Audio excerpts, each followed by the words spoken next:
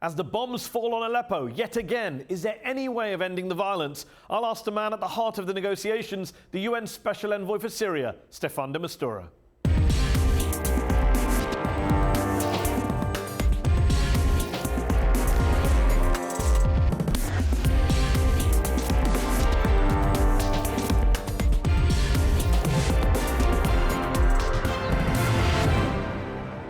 I'm Mehdi Hasan. Also on the show, I'll speak to a representative of the award-winning White Helmets, the Syrian volunteers who risked their lives pulling victims of airstrikes out from under the rubble and who've been nominated for a Nobel Peace Prize. But first, he has what some call the toughest job in the world, Mission Impossible, helping bring peace to a country where more than 400,000 people have been killed over the past 5 years and where millions have fled from their homes, where a UN aid convoy was bombed in the midst of what was supposed to be a ceasefire, one that now seems to have collapsed. So, is there any hope for Syria? Any light at the end of that country's dark tunnel? This week's headliner from New York, the United Nations Special Envoy for Syria, Staffan de Mistura.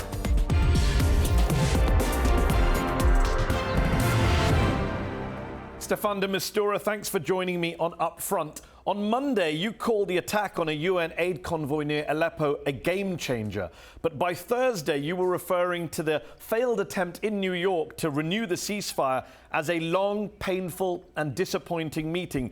The bombs continue to drop on Aleppo today, and things only seem to go from bad to worse in Syria, don't they? Well, certainly today is not a good day. What we have been watching in eastern Aleppo has been basically a return to open conflict and an attempt to take over that part, what is left of the city. But let's go back to the 9th of September. That was a good day. That was a day when Russia and America did, after very difficult, very complicated discussions until midnight, come up with a deal, an agreement, which was, in my opinion, a good agreement. Started with cessation of hostility. That's what the Syrians are asking. No more bombs. Then more trucks, and therefore humanitarian aid. And then the real issue, disconnecting al-Nusra from the rest of the armed opposition, and people tend to forget that, at the same time, a grounding of the Syrian Air Force. That would have made, if it did take place, and if it will take place, a major difference in the conflict. It didn't work out. Why? Because spoilers were actually waiting for this not to work. And because the two major co-sponsors, Russia and America, have not yet been able to actually rein in, make both sides to actually stick to that agreement. Who are those spoilers who try and undermine these agreements, who have been undermining these agreements year after year since the war first broke out in 2011? Your question is rhetoric, I'm sure. You know that very well.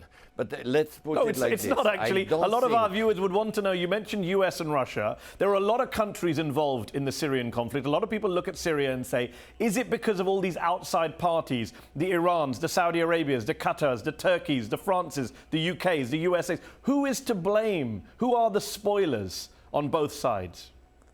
Well, let's put it like this. First of all, who do you think would not agree with the fact that the Syrian Air Force needs to be grounded? Well, obviously, President Assad is clearly not happy about it. Otherwise, he would have been not able to do what he's been claiming publicly to do in Daraya and elsewhere, to reconquer the whole Syria territory. And to do so, he needs the Air Force. On the other side, put yourself in the place of the armed opposition and their sponsors. Do they really find it easy for them, or do they like the idea of disconnecting from al-Nusra, which in their view has been one of the biggest fighters against Assad, but at the same time everybody recognizes, including UN, is Al-Qaeda, regardless whether they change the name? Then you would have an answer who has no, at the moment, keen interest in making the deal working. The attempt to take over eastern Aleppo that we're seeing today on our screens, according to residents of eastern Aleppo, is being led by Russian warplanes. And when you say that Russia and the US still both want an agreement, they do both want to end the violence, as you said on Thursday, don't actions speak louder than words? Russian warplanes are bombing Aleppo. Ergo, therefore, they have no interest in a ceasefire. I don't believe that. And I think that's the reason why the Russians and Americans are still interested in talking to each other and hopefully coming up with a last-minute formula. The alternative is basically going back to a long period of proximity or proxy war. Why I don't think it is in their interest? Because I don't think that Russia, and I want to believe that, has any interest in inheriting a broken country, which basically is the concept: you break it, you own it.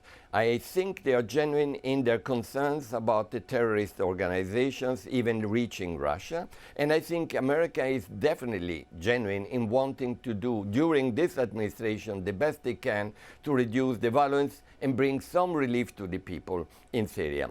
If you could wave a magic wand, would you try and get rid of all these, not just spoilers, but all of the outside parties involved in this Syrian war? I mean, recently Turkey got involved militarily. You must have looked at that and thought, I can't keep track of all the countries that are now involved militarily inside of Syria. Well, then we go back into history, and you can definitely state that what started as an insurrection and a peaceful insurrection, and then turned into violent repression, and then a militarization of that, both the insurrection and the repression, and then became a regional proxy war, and then became an international engagement and competition, has been the biggest problem of this conflict. I've been now with the UN 46 years, 19 wars, including Afghanistan and Iraq, and the Balkans, which were complicated enough. I've never seen so many players having so many different agendas like in this conflict. But the simple bottom line can still be reduce the violence. You are not going to win this war. No one, neither Mr. Bashar Assad nor the opposition through fighting. There must be a formula, and we do have formulas coming up, but we need reduce the violence, bring some aid to the people who are exhausted. And is this, you mentioned your experience at the UN, is this the worst war you've ever been involved in? Is this the worst war of the post-World War II era? The answer is yes. As far as I'm concerned, no question about it. And I think globally too. This is considered the worst humanitarian tragedy since Second World War, and probably the most dangerous political military the conflict we have seen so far. Look at the possible implications. Look what happened recently with the refugee crisis and even destabilization in Europe. In fact, Brexit, in a way, is one of the last victims, indirectly, of the Syrian conflict.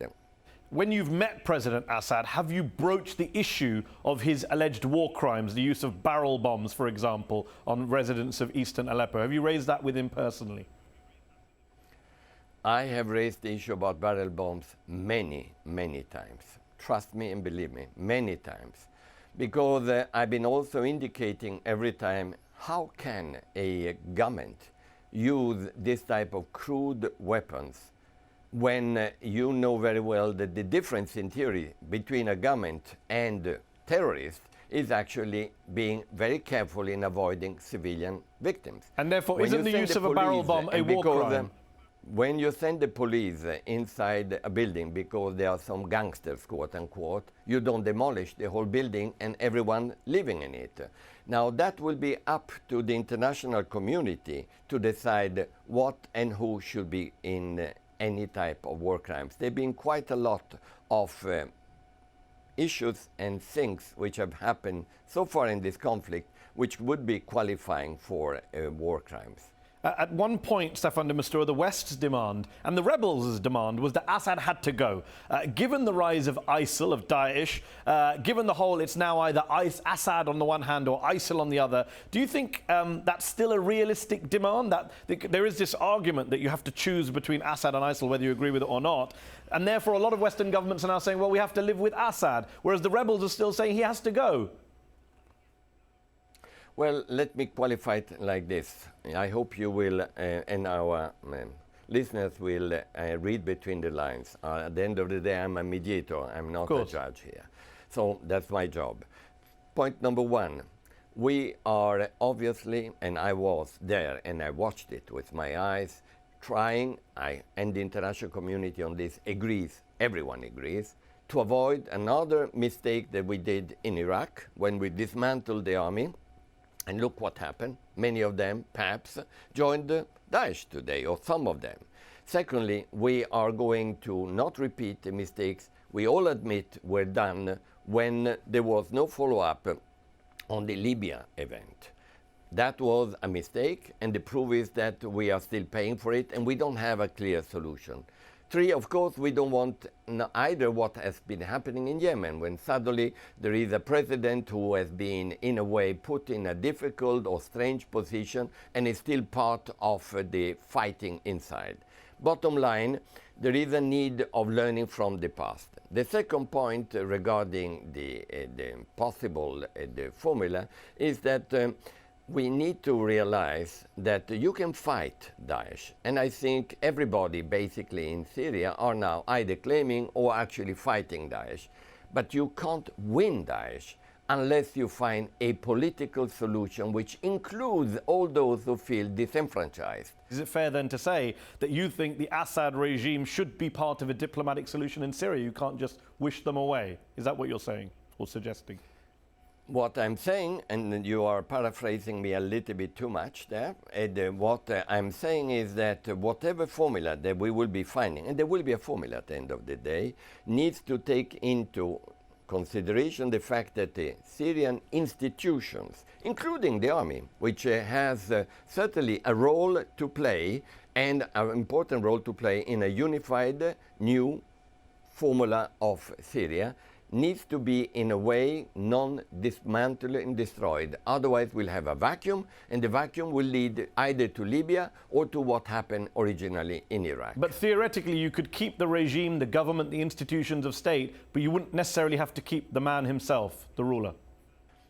I'm not commenting on this. I think it is up to the negotiations and the negotiators, the Syrian negotiators, which at the end of the day, we all say it. Can we say it and claim it, or can we mean it? The original ceasefire agreement that the US and the Russians struck agreed to target jointly at some stage Jabhat Fatah al-Sham, the Syrian rebel group previously known as Jabhat al-Nusra and linked to al-Qaeda. What do you say to Syrian rebel groups who say to you as the mediator that, look, we can't just abandon these guys. These guys helped us break the siege in eastern Aleppo. These guys are the only ones fighting against people dropping barrel bombs on us. What do you say to those rebels who say we can't just detach ourselves from Nusra as the UN and as the US and Russians demand of us?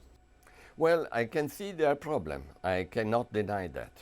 But at the same time, I would tell them, do you see also the advantage that we would have all, and particularly Syrian people, if the Syrian Air Force would be grounded? Do you realize that there would be no barrel bombs? Do you realize that what you're seeing in Aleppo now, while we are talking, would not be any more possible? So deals are made based on some type of formula. And this formula, when you look at the last part of it, is a very important element. Do you genuinely believe, though, that Assad would agree to ground his air force if there was no Jabhat Fatah al-Sham, no Jabhat al-Nusra in Syria?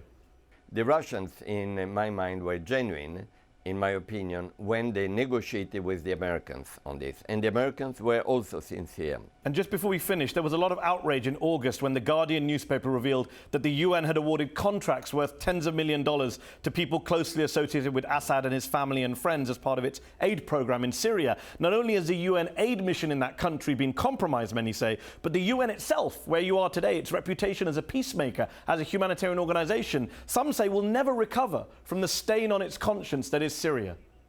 When you are on the spot, you are dealing with whoever. Look at this hand. Can you see it? I've been shaking the hands of many unpleasant people in my life in order to be able to get one convoy to the people who were starving and deserved to be alive once the situation was solved.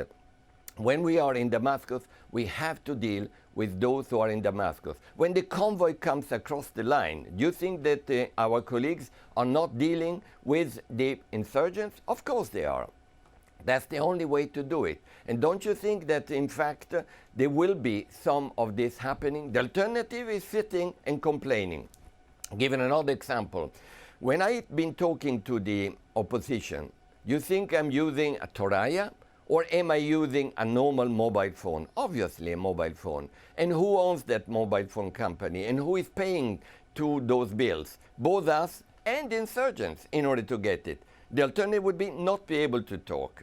Well, in other words, let's be pragmatic. Our priority is anything needs to be done in order to reach the people who deserve to be reached.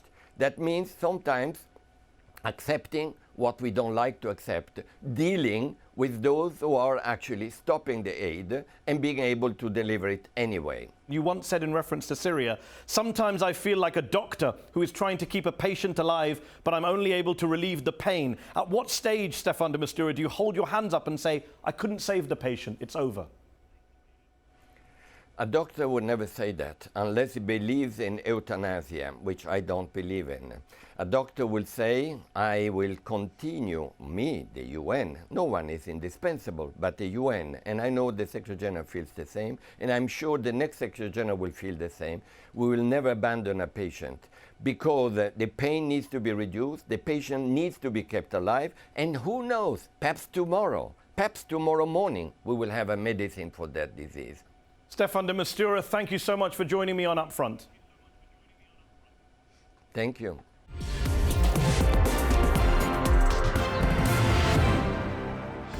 Muslims, Islam, democracy, elections, they just don't go together, do they?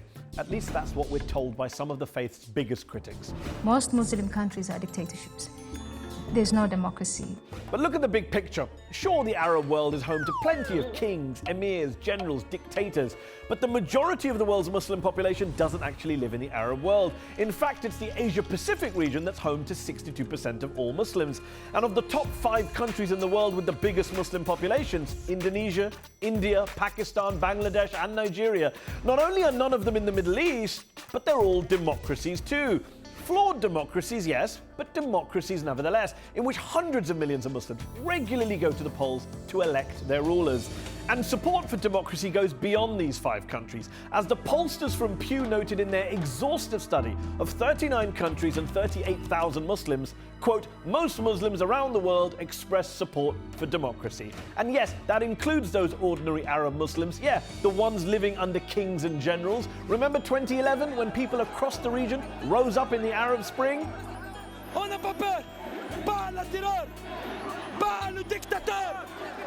But Arabs prefer a strong man in charge, right? Wrong. Between 54 to 81% of Muslims from 5 Arab countries said they support having a democratic government over a leader with a strong hand. Just look at Tunisia, which sparked the Arab Spring. Tunisians ousted a dictator, passed a relatively progressive constitution, elected a president from a secular party, and chose a parliament comprised of both secularists and quote-unquote Islamists. Then there are the 50 million odd Muslims living in the West, most of whom seem perfectly happy to vote in and even stand in free and fair elections. The new directly elected mayor of London, one of the world's biggest, greatest cities, is a Muslim.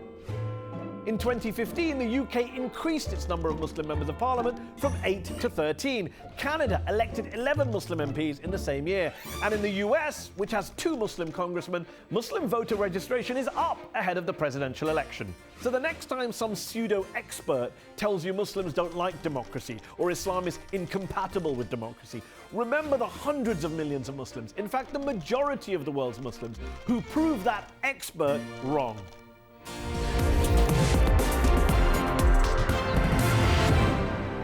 They've been nominated for a Nobel Peace Prize and are the subject of a new documentary on Netflix.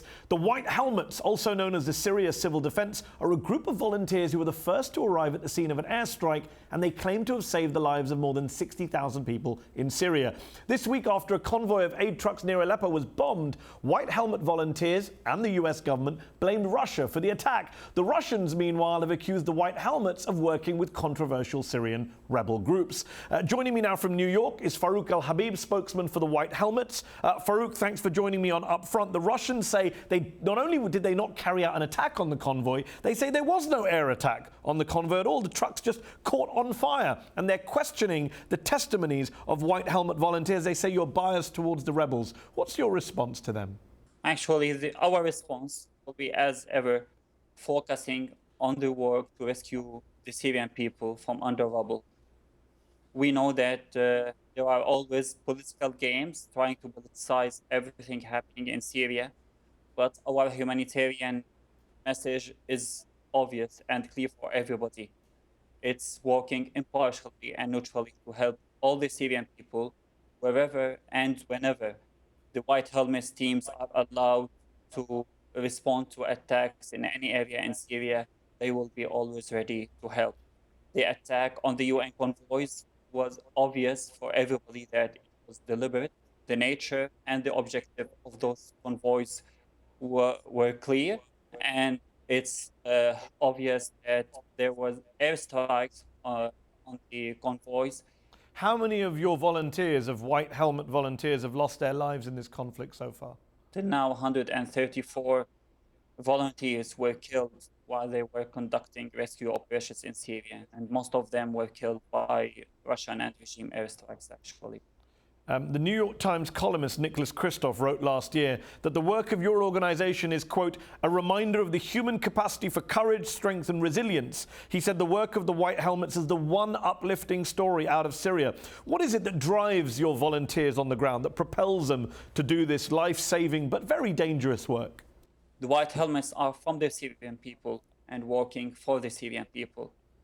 The hope of saving innocent Syrians is the main motivation for all team members who belong to the same communities who suffer from the airstrikes, explosions, besiegement, and all the humanitarian crisis in Syria.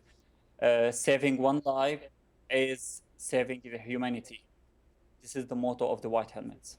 Is the White Helmets dedicated to saving the lives of all Syrians or just Syrians on the opposition side? Because some of your critics say, hold on, you're in bed with the rebels. A lot of them on social media are posting pictures of White Helmet volunteers, allegedly alongside, quote-unquote jihadist fighters. I'm sure you've seen the pictures that have circulated on Twitter and Facebook. What do you say in response to those controversial claims by some of your critics?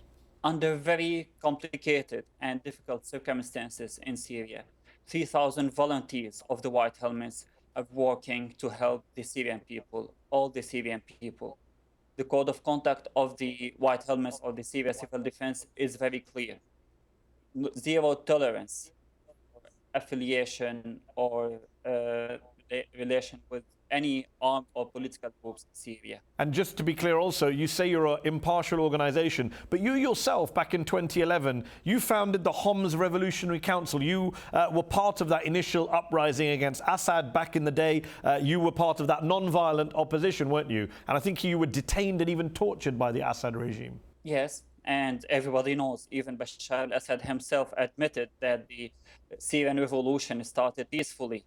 And for several months, there were no armed resistance in Syria.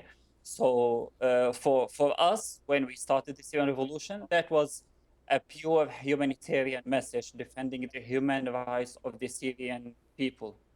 But today, neither you nor the White Helmets are involved in any Syrian opposition groups.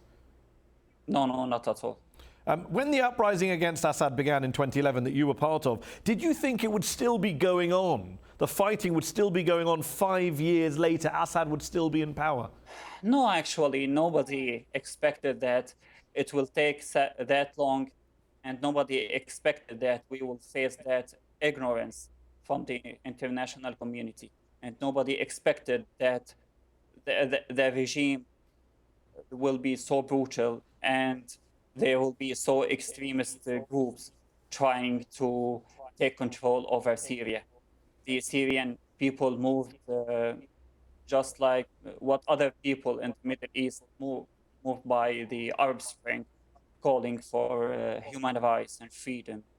You're in New York attending UNGA, the UN General Assembly meetings. What is your message, especially on the issue of humanitarian aid and the Syrian refugees who are fleeing the violence in such huge numbers? What is your message to the UN, to the international community, especially to Western governments on that particular issue? Our main message: solve the problem at the source. Of course, we are grateful for the assistance provided for the Syrian refugees in hosting countries, but we don't see the solution by hosting more refugees or offering more assistance. The solution is by solving the problem at the source and addressing the roots of the problem and ensuring protection, safety, and respect of human rights of the Syrian people at their hometowns in their country. Farouq al Habib, thanks for joining me on UpFront. That's our show. UpFront will be back next week.